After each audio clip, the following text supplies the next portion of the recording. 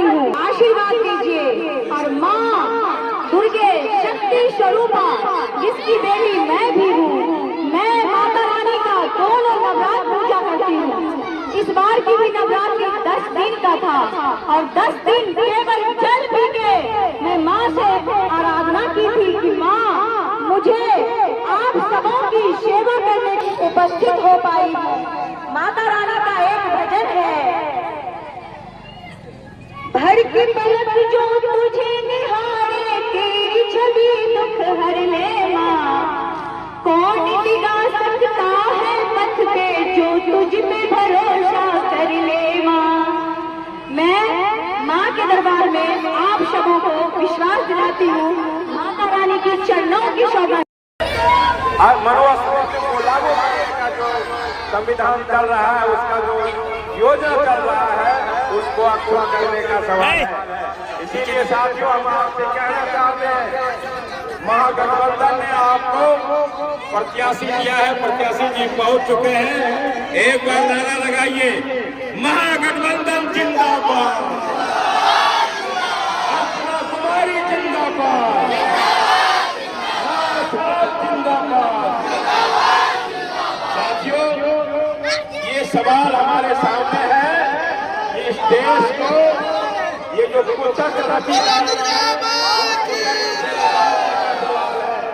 हमारे देश को बाबा साहब अम्बेडकर ने जिस संविधान की रचना की थी, उसको बचाने का सवाल है।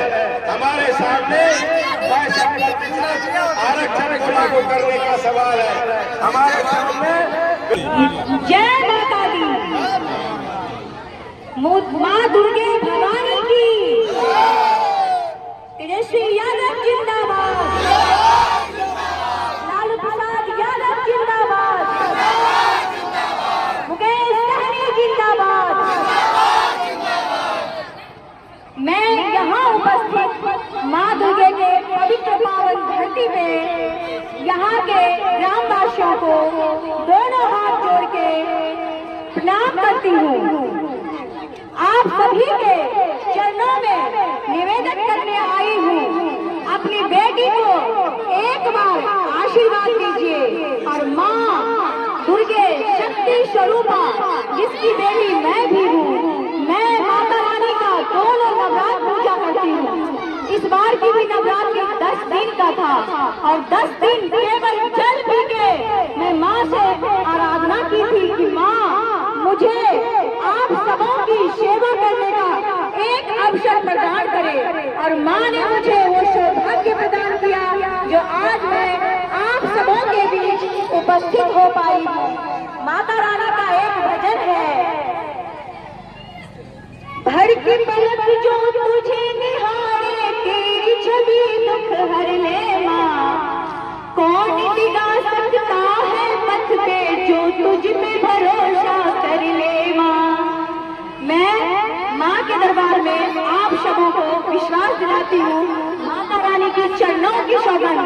मैं माँ की सच्ची आराधना करने वाली माँ की बेटी हूँ, तो आप सबों से वादा करती हूँ, अगर मुझे आप सभी का सेवा करने का मौका मिला तो मैं इसी तरह से आप सबों के बीच आती रहूंगी और आप सबों की जो भी जनहित की समस्या होगी उसे आप सबों की बेटी बहन सेविका बन के सुनूंगी।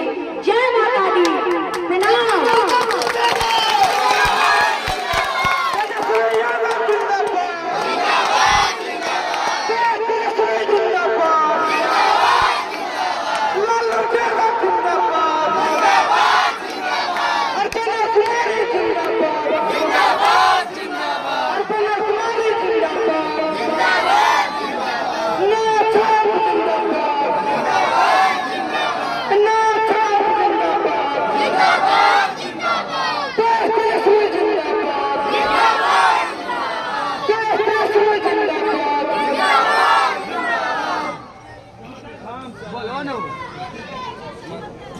इस मंच के संचालक डॉक्टर साहब और यहाँ उपस्थित राजद अध्यक्ष सुबोध जी, बाकी सारे कार्यकर्ता जो हम लोगों के साथ प्रचार अभियान में चल रहे हैं, मैं उनका महागठबंधन की ओर से और अपनी पार्टी भाकपा माले की ओर से क्रांतिकारी अभिवादन करते हैं, लाल सलाम करते हैं। साथ ही मैं अर्पणा कुमारी जो हमारा कैंडिडेट है, महागठबंधन का कैंडिडेट है, उनको जिताने के लिए जो बड़ी संख्या में बगरी ग्राम से महिला, बच्चे, अभिभावक, नौजवान इस परिसर में जुटे हैं, मैं उनका भी अभिवादन करता हूं, क्रांतिकारी सलाम करता हूं।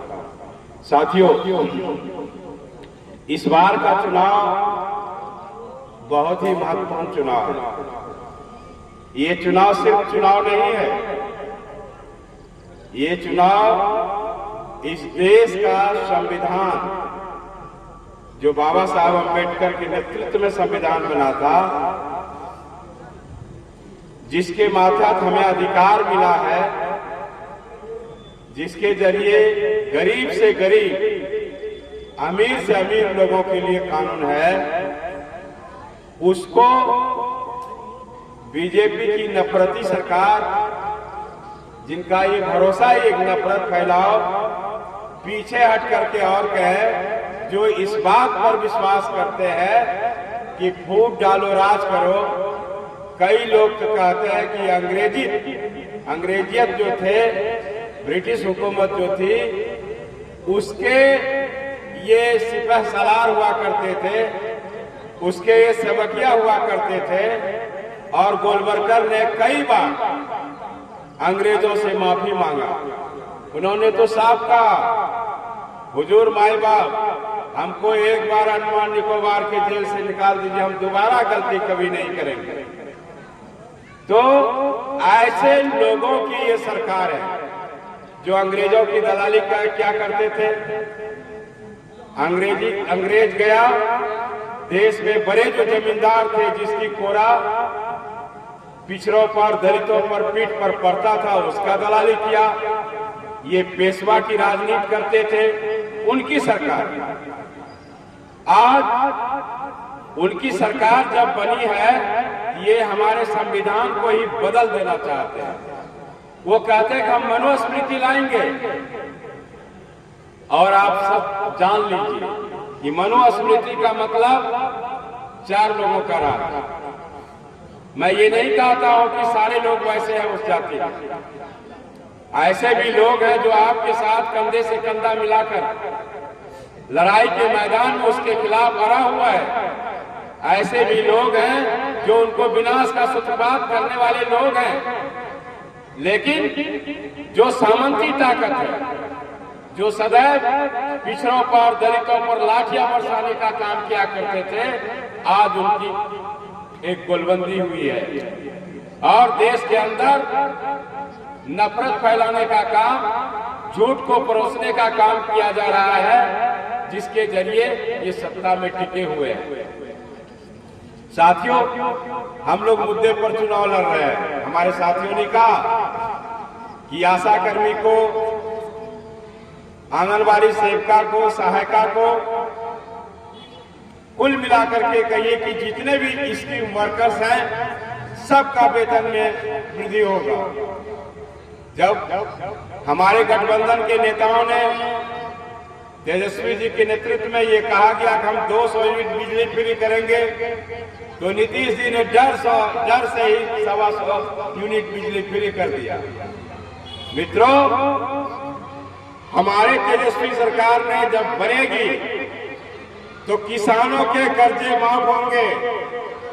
आज तक जो स्कीम वर्कर्स उनके अत्याचार का शिकार हो रहा है, 12 घंटे 8 घंटे काम करवाया जाता है और उसको न्यूनतम वेतन भी नहीं दिया जाता है, वैसे तमाम लोगों को सम्मान दिया जाएगा महागठबंधन की सरकार में। वैसे तमाम लोगों को इज्जत के साथ काम करने का अधिकार दिया जाएगा। किसानों के कर्जे माफ किए जाएंगे, उनके लिए विचार किया जाएगा। और 2013 का जो किसान के पक्ष में कानून बना था, उस कानून को लागू किया जाएगा। मित्रों, आज ये इलाका, कोसी का इलाका अगर देखिएगा तो कटाव से प्रभावित है। गंगा का इलाका देखिएगा तो कटाव से प्रभावित है।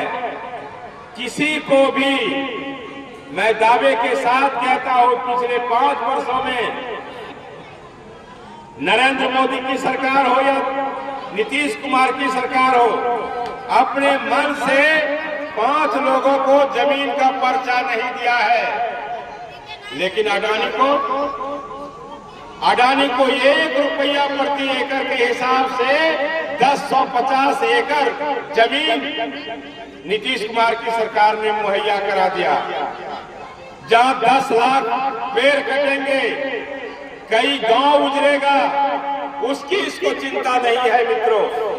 इसको चिंता है कि आगामी कैसे देश का सबसे बड़ा पूंजीपति बन जाए और उसके सहारे झूठ का प्रचार करके हम देश की सत्ता पर कैसे काबिज रहें, चिंता उसको ये है। इसीलिए आज जो सवाल हमारे सामने है, हमारे सामने सिर्फ सरकार बदलने का सवाल नहीं है।